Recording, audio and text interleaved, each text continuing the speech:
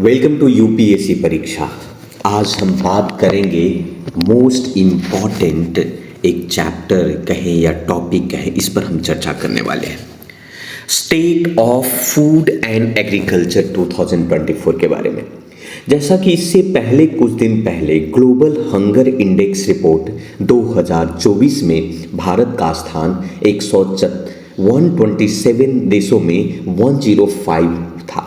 हालांकि पिछले वर्षों की तुलना में इस साल भारत की रैंकों में सुधार हुआ है, लेकिन भारत अभी भी गंभीर भूख की समस्याओं वाले देशों में शामिल है। भारत की रैंकिंग अपने पड़ोसी देश श्रीलंका, नेपाल, म्यांमार और बांग्लादेश से पीछे है, जबकि पाकिस्तान और अफगानिस्तान से केवल ऊपर है। श्रीलंका 56 पर था, नेपाल 68 पर, बांग्लादेश 84 पर और भारत से वो काफ़ी आगे थे।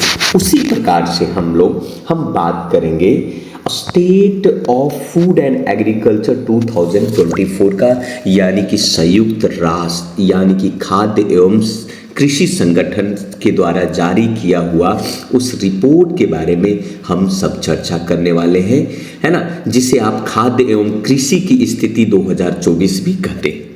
अगर मैं आपको बात करूं, अभी इस चीज़ों पर अगर हम चर्चा करें और आपको हम बताने की कोशिश करें कि भारत का क्या स्थिति है। संयुक्त राष्ट्र यानी यूनाइटेड नेशन के द्वारा एक खाद्य एवं कृषि संगठन एक एजेंसी है जो कि हर साल रिपोर्ट जारी करती है। इस बार 2024 में भी उन्होंने भी रिपोर्ट जारी किया है।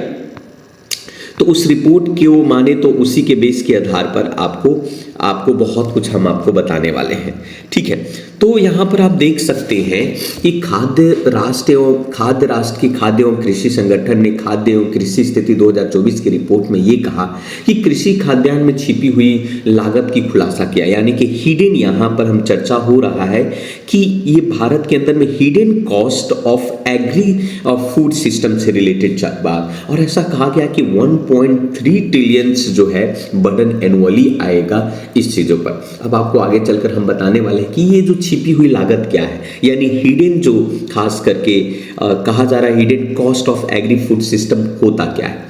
तो ये जो हिडन कॉस्ट ऑफ एग्री है एक तरीके का आर्थिक बोझ है, इकोनॉमिक बर्डन है, जो खास करके फूड प्रोड्यूसर को वो चुकाना पड़ रहा है, आप कह सकते हो। अब जैसे खास करके स्वास्थ्य की लागत में, पर्यावरण के चरण या सामाजिक असमानताओं में जिस प्रकार से आजकल के भोजन है और उस भोजन के कारण से विभिन्न प्रकार की जो बीमारियां हो रही है, और उस बीमारी के कारण से आप कह सकते हो कि भारत जैसे देशों को भी भुगतना पड़ रहा है।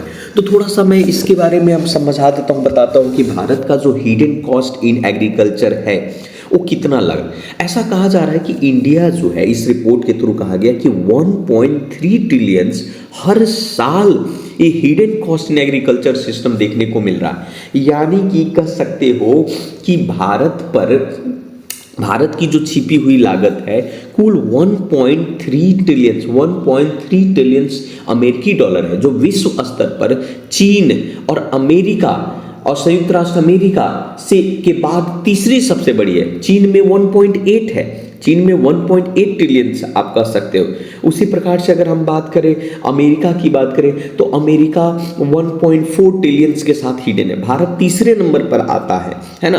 तो इस बेसिस के पर यहाँ तक ये भी मगर मैं आपको बताऊं कि इनमें 73% से अधिक लागत आहार संबंधित है, यानी कि 73% कॉस्ट जो है अनहेल्दी डाइटरी पैटर्न और फूड के कारण से है ना, ओवर कंजप्शन के कारण से है, फूड को हम लोग insufficient intake of plant basis food के कारण से है, यानी कि जिस प्रकार से हम लोग आजकल भोजन कर रहे हैं ना, और उस भोजन में पौधे आधारित खाद्य पदार्थों की कम सेवन करना, ब्रशकरित भोजन, जैसे हम लोग आजकल समोसा पता नहीं क्या क्या हम लोग खाते हैं, नूडल्स है और पता नहीं हम लोग कितनी सारी चीज़ें हम भोजन में अपने कम से कम प्लांट्स का यूज करते हैं, साग सब्जियां कम खाते हैं, जिसके कारण से मैल न्यूट्रिटेड भोजन हमें मिलता है और वो बीमारी का कारण होता है। हम भोजन तो करते हैं लेकिन हमें साथ साथ में 1 ट्रिलियन इकोनॉमी हमें झेलना पड़ रहा है इनडायरेक्टली। हम बीमार पड़ जाते हैं, हमें भिन्न प्रकार की बीमारियां होने लगती है। अब आप जिस तरीके से आज पूरी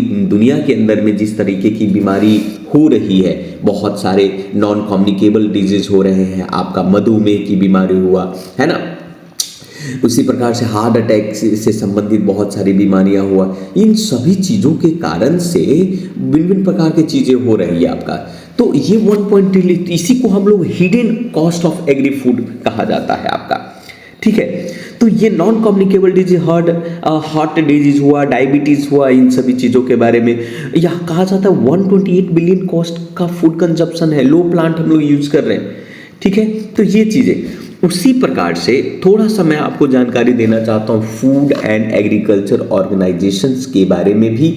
फूड एंड एग्रीकल्चर ऑर्गेनाइजेशन, जैसा कि आप सभी जानते हैं, यही जो ऑर्गेनाइजेशन है जो आपके लिए ये तैयार करती है, रिपोर्ट जारी करती है पूरी दुनिया में कि कैसा है, ठीक है। अब इसके बारे में थोड़ी सी जानकारी ये है कि फूड एंड एग्रीकल्चर जो ऑर्गेनाइजेशन है वो खास करके global nutrition, agricultural productivity, rural living standard, economic growth, इन सभी चीज़ों को ध्यान रखती है। और इनका मेन काम है कि पूरी दुनिया में जितने भी ग्लोबल एग्रीकल्चर प्रयास हो रहे हैं उसके लिए टेक्निकल मुहैया करवाना, टेक्निकल असिस्टेंट मदद करना, रिसर्च करना उनके लिए, वो प्रॉपर डेटा मेंटेन करता है कि भाई पूरी दुनिया में कितनी प्रोडक्शन हो रहा है, ट्रेड क्या हो रहा है, एग्रीकल्चर का कंजप्शन क्या हो रहा है। साथ साथ में बहुत सारा रिपोर्ट जारी करता है, जैसे state of the world forest report, state of the world fishery and aquaculture report, state of agriculture commodity, ये सब। इसकी स्थापना 1945 में हुई थी।